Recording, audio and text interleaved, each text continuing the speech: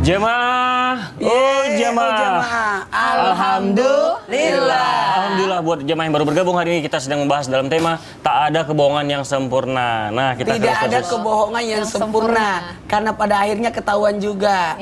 Iya benar, kebohongan pasti ketahuan dan terkadang kebohongan pasti bakal ada kebohongan selanjutnya. Iya. Masya Allah, terima kasih Ustaz. Ustaz Jasifah, gimana cara kita atau orang lain tahu berbohong? Atau amalan biar orang tidak berbohong pada itu seperti apa sih? Biar kita nggak dibohongin sama orang lain bener, gitu. Izin ya Ustaz Syam, Ustaz Maulana. Tadi benar kata Ustaz Maulana, para jamaah, sesempurna apapun kebohongan itu dikemas, pasti akhirnya ketahuan juga. Sepandai-pandai tupai melompat, jatuh juga. Nggak mungkin dia nggak ada jatuhnya gitu ya. Sepintar apapun kita menyimpan bangke, kecium juga pasti gitu. Apalagi makanan, duren dan lain sebagainya ya. Nah itu pasti kecium. Itulah kenapa kita tidak dianjurkan untuk membohongi orang lain dan tidak melakukan atau mengatakan hal yang sebenarnya. Jadi ternyata sebenarnya bohong itu diperbolehkan. Tadi sudah dibahas juga oleh guru kita Ustadz Maulana, Ustadz Syam, diantaranya adalah ketika menyenangkan hati istri. Itu untuk menyenangkan hati pasangan diperbolehkan. Yang kedua, mengislahkan dua orang yang sedang bertengkar biar damai, ya udah bohong dulu nggak apa-apa biar jadi bayan gitu. Dan yang ketiga adalah ketika dalam peperangan itu juga diperbolehkan untuk berbohong. Tetapi teman-teman, seringkali kita bertanya begini, ya Allah, saya ini sering banget dibohongin sama orang lain, ditipu, dibohongin. Itu kan termasuk kebohongan-kebohongan yang seringkali ada di sekeliling kita. Bagaimana agar kita tidak gampang dibohongi oleh orang lain? Yang pertama, kita harus mawas diri. Hidup ini penuh dinamika, nggak selalu lancar, tenang, kadang ada was-wasnya. Takut ditipu orang lain, takut dijahatin, dijailin. Maka ada satu doa yang diajarkan oleh Rasulullah SAW. Kata Rasulullah, maukah kalian aku ajarkan satu doa? Dan doa ini dulu dibaca oleh Nabi Musa ketika dikejar-kejar oleh Fir'aun. Melewati lautan itu, membelah lautan. Apa doanya? Allahumma lakal hamdu wa ilaikal mushtaka wa antal musta'an la haula wa la quwata illa billahil aliyil azim. Kita minta perlindungan oleh Allah dari hal apapun yang membahayakan kita. Baik orang yang berniat jahat, berniat menipu kita, mengambil hak kita, berbohong kepada kita, dawamin doa ini. Tiap habis sholat, baru ketemu orang, Allahumma lakal hamdu wa ilaikal mushtaka wa antal musta'an la haula wa la quwata illa billahil aliyil azim. Karena kita sering banget ketemu sama orang-orang yang ternyata bohong sama kita. Makanya kalau pengen gak dibohongi sama orang lain, jangan suka bohongin orang lain. Ada hukum tanam tuai. Kalau kita nyakitin orang lain, ya kita bakal disakitin. Tanya Ustazah, suka gak dibohongi? Enggak. Ya jangan bohongin orang. Iya betul, suka gak dicubit? Ya, kalau nggak suka jangan nyubit orang gitu kan. Artinya apa yang kita lakukan itu juga sering akan dilakukan oleh orang lain. Suami jangan bohongin istri. Itu siapa? Ada lah ya, ada. Kalau suami sering bohongin istri, nanti dia juga dibohongin sama orang lain. Ya ternyata dia punya selingkuhan. WA-nya diganti nama, ada yang nelpon tengah malam. Rudi. Pas diganti nama, siapa namanya? Namanya Ahmad Agus. Ya ternyata namanya Putri aslinya. Diganti namanya cowok, ada banyak begitu. Banyak begitu. Iya, atau kalau misalkan di rumah enggak kan? Enggak ya, enggak begitu insyaallah. Enggak insyaallah. Aman gitu ya. Ustazah Sari. Takutnya namanya diganti jamaah. Ustazah Sari aman kan? Aman kalau Ustazah Sari orang terpercaya. Amin insyaallah. Sahabat saya itu. Amin. Mudah-mudahan Ustadz Maulana, Ustadz Syam semua juga gitu ya, Bang Rian ya. Jadi seperti itu, kalau kita sering bohongin pasangan kita, otomatis sama orang lain juga dibohongin. Bohongin istri kita gara-gara pelakor. Gara-gara orang yang ganggu rumah tangga, nanti kita dibohongin juga sama pelakor tuh. Cuman diporotin duit, nggak punya cinta yang sebenarnya, ditinggalin. Artinya apa yang kita tanam, itulah yang akan kita tuai. Maka berhati-hatilah dalam ucapan, dalam kebohongan. Kalau kita tidak pengen disakiti oleh orang lain, jangan pernah menyakiti orang lain. Dan berbicara sewajarnya, seutuhnya. Terakhir tadi, amalkan doa yang tadi diajarkan oleh Rasulullah SAW. Mudah-mudahan kita jadi orang yang terjaga dari kebohongan. Amin. Ayo, apa doanya Ustazah? Allahumma lakal hamdu. Allahumma lakal hamdu. Wa ilaikal mushtaka. Wa ilaikal mushtaka. Wa antal musta'an. Wa antal musta'an. La haula. La haula. Wa la quwata. Illa billahil aliyil azim. Masya Allah. Berarti kita harus berbuat kebaikan, harus berbicara yang baik-baik aja agar kita tidak merasakan kesakitan juga. Karena kan pasti bakal bertolak balik ke kita lagi. Jadi muhasabah diri kita gimana sama orang gitu. Masya Allah, terima kasih Ustazah Syifa. Nah ini Ustaz Maulana, apa balasan bagi orang-orang yang selalu berbohong? Balasan bagi orang yang suka berbohong. berbohong. Ini yang penting harus dibahas supaya orang tidak menggampangkan berbohong. Hati-hati kepada semua yang suka bohong, menggampangkan berbohong. Ternyata ada balasan bagi yang suka berbohong. Apa balasannya?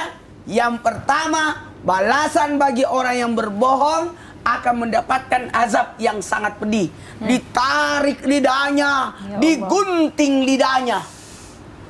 Habis itu diutul lagi, ditarik lagi. Itu hati-hati, kebohongan itu. Dan atas apapun akibat dari kebohongan itu, maka engkau akan bertanggung jawab dari kebohongan itu. Wah, atas gara-gara dia berbohong sehingga ada yang dirugikan, maka Anda bertanggung jawab atas kerugian itu. Itulah bahayanya. Jadi ini sama dengan bentuk kezaliman yang nyata. Apalagi ketika orang berbohong, maka akan mengurangi rezeki dan keberkahan. Coba kalau ada pedagang berbohong, yakin orang tidak akan datang lagi situ belanja. Ketika orang berbohong dalam perdagangannya, maka barang dagangannya tidak akan berkah. Jadi hati-hati.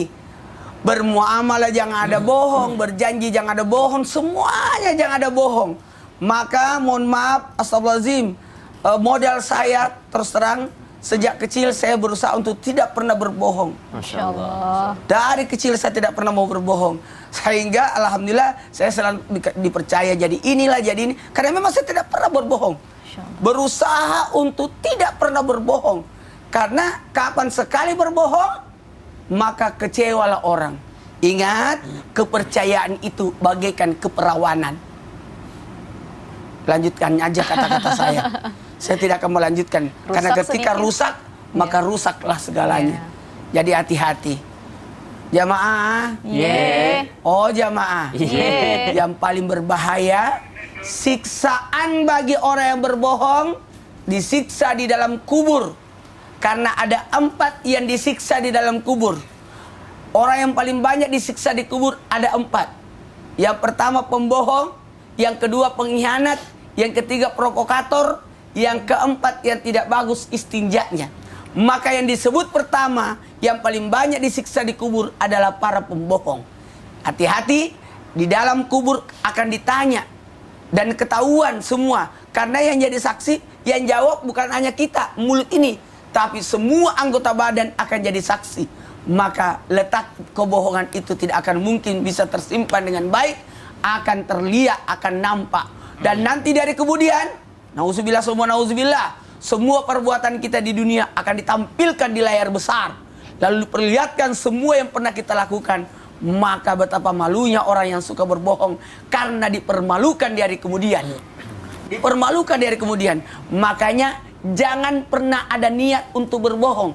Untuk berpikir berbohong jangan. Apalagi melakukan kebohongan. Apalagi berkongsi dalam kebohongan. Karena bisa jadi, maaf, rusak segalanya. Meskipun ada 3 kebohongan tadi sudah dijelaskan oleh Ustaz Zazipa. Kebohongan dalam perang itu namanya strategi. Coba lihat para tentara kita pakai baju loreng supaya menyatu dengan rumput. Angkatan laut berwarna, pakaiannya kayak warna air, warna-warna laut. Itu namanya kamuflase. Kamuflase. Dokter berbohong untuk menyenangkan pasien. Ya, betul. Ya, supaya apa? Supaya baik sangka, semangat dan sebagainya. Itu adalah untuk menyelamatkan nyawa. Dan ketika Rasulullah SAW terjadi peperangan, Fathul Makkah, maka dibuat strategi peperangan. Apakah itu bohong? Ya enggak lah. Karena ditempatkan tombak di sisi yang satu, kemudian pasukan berada di sisi yang sebelah, sehingga para penduduk Mekah melihatnya ke sana, ternyata diserang dari belakang. Itu namanya strategi peperangan. Masya Allah, memang kita harus menjaga omongan, nggak boleh berbohong. Karena apa? Biar jauh dari siksa kubur. Karena siksa kubur itu pasti berulang-ulang kan, Ustaz? Kebayang nggak kalau saya dulu waktu kecil selalu yang menyampaikan kalau buka puasa, selamat berbuka puasa. Saya selalu begitu. Imsak telah tiba. Jam berapa sholat? Jam berapa? Saya selalu ditanya, mau tahu, kebayang nggak kalau saya bohong? Puasanya orang gimana? Semuanya itu. Batal semua. Batal semua. Masya Allah, terima kasih Ustaz Maulana. Baiklah, ini kita ke Ustaz Syam nih. Ustaz, saya pernah dengar nih kalau ada kisah Nabi yang berbohong. Nah, bagaimana sih kisah Nabi yang berbohong itu, apakah dosa atau tidak? Mohon penjelasannya Ustaz Syam, silakan. Baik, bismillahirrahmanirrahim. Tabe guruku Ustaz Syifa, Ustaz Maulana, Tekurian serta guru-guru kami yang dimuliakan Allah Subhanahu wa taala. Sebagian besar sudah diceritakan guru kita Ustaz Syifa tadi bagaimana Rasulullah SAW dalam permainan katanya terhadap orang-orang yang datang bertanya kepada beliau dalam rangka untuk mungkin itu ya teknik cara penyampaian Rasulullah SAW. Sama dengan yang dilakukan oleh Nabi Ibrahim alaihissalam ketika nanti di hari kiamat kelak banyak orang yang datang kepada Nabi Adam alaihissalam. Nabi Adam mengatakan, saya pernah melakukan kesalahan, saya tidak bisa memberikan syafaat. Mereka datang kepada Nabi Nuh pun menjawab demikian. Mereka pun datang kepada Abal Anbiya, siapa Nabi Ibrahim alaihissalam, bapaknya para nabi, Nabi Ibrahim alaihissalam. Lalu Nabi Ibrahim mengatakan, saya juga punya kesalahan kepada Allah Subhanahu wa taala. Pernah suatu ketika dihancurkan sesembahan berhala pada saat itu, lalu Nabi Ibrahim menyisakan kapak tersebut kepada berhala yang paling besar. Jadi ketika dicari siapa yang menghancurkan, pasti engkau wahai Ibrahim. Kata Ibrahim, mana aku tahu? Ya bukan saya, coba lihat itu. Ya jangan sampai yang paling gede itulah yang menghancurkan anak-anaknya gitu kan. Subhanallah. Nabi Ibrahim mengatakan demikian bukan bermaksud untuk membohongi orang-orang yang ada di sana.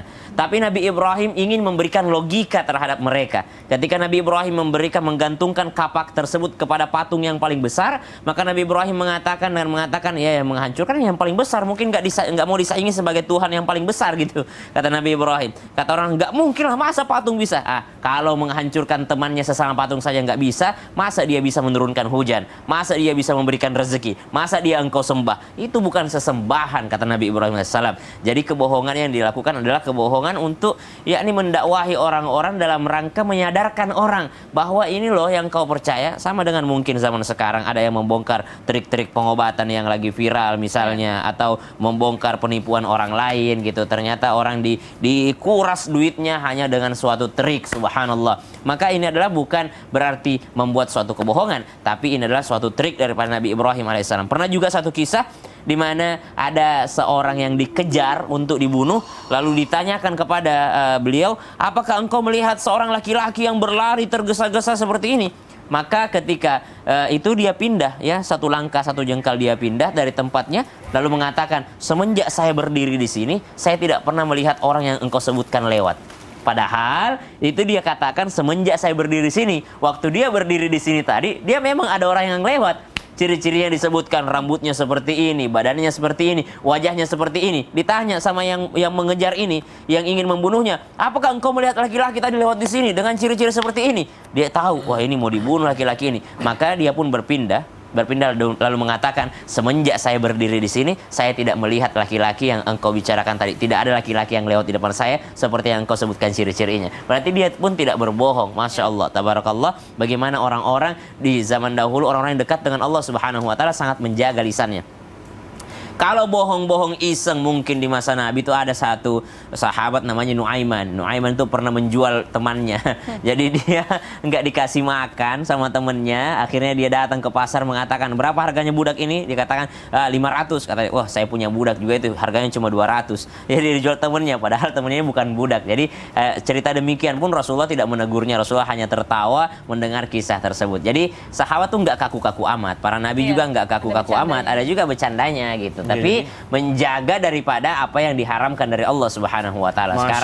Sekarang kan orang berbohong demi keuntungan sendiri. Bahkan untuk menghalalkan yang haram mereka berbohong. Nauzubillah. Masalah berarti Nabi itu berbohong ya untuk sebuah kebaikan gitu ya. Nabi, ada juga sahabat seperti kita lah. Menyatukan dua suku waktu itu menyatukan dua suku juga pernah. Masya Allah. Terima kasih Ustaz Syam. Baiklah jemaah di rumah pasti udah nggak sabar nih menunggu pertanyaannya dijawab sama guru-guru kita di sini. Nah, makanya kita masuk aja langsung ke segmen Tanya Dong Ustadz. Kami semua tanya dong Ustadz.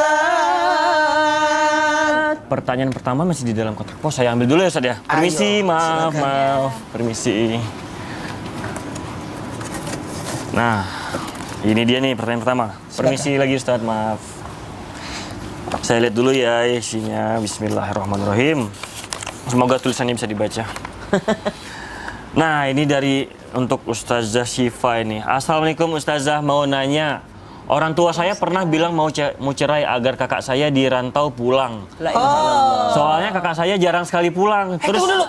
Kayak ada film seperti itu deh. Nonton ya Ustaz ya? Mirip-mirip kayaknya ya gitu. Ya, lanjut.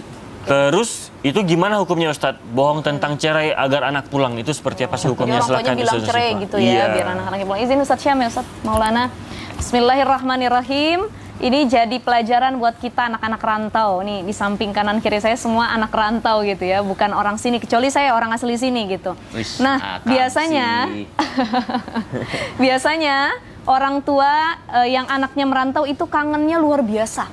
Makanya sebisa mungkin kalau kita ada rizki buat teman-teman yang lagi merantau baik di ibu kota ataupun di kota dan negara lainnya, orang tua mumpung masih ada jangan disia-siakan. Kalau ada uang pulang-pulang. Kebahagiaan lain bisa dicari, tapi usia orang tua itu tidak bisa kita tambahkan. Karena itu adalah ketentuan dari Allah Subhanahu wa taala. Berkumpul sama orang tua adalah salah satu kenikmatan yang luar biasa.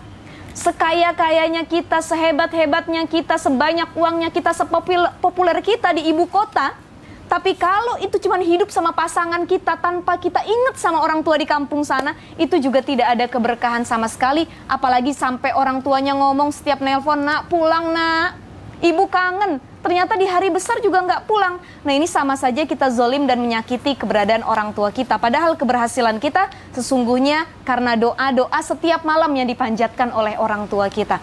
Jamaah Islam itu indah yang dimuliakan oleh Allah Subhanahu wa taala. Gara-gara hal ini banyak orang tua yang bohong sama anaknya. Nah, ibu kamu sakit pulang. Padahal pas nyampe sana ibunya masih sehat gitu ya. Nah, ibu dapat masalah dan lain sebagainya demi membohongi anaknya. Bahkan sesuai pertanyaan adalah orang tuanya rela berbohong mengatakan bahwa kami mau cerai.